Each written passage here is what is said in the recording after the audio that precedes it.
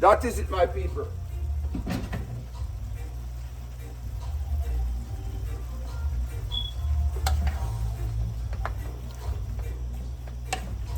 I'm going to add a little water. I'm going to stir this and I'm going to add a little water, just a little water, for all these ingredients to get halfway cooked before I add my fish.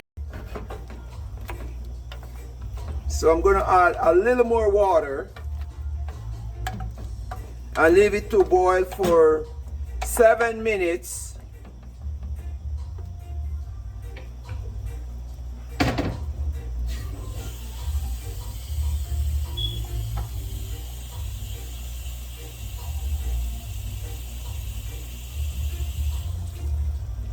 I'm adding 2 cups of water.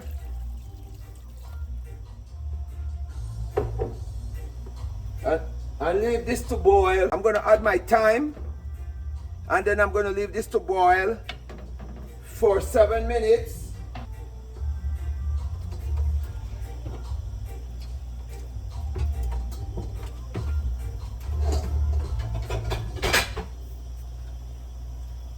See you in 7 minutes.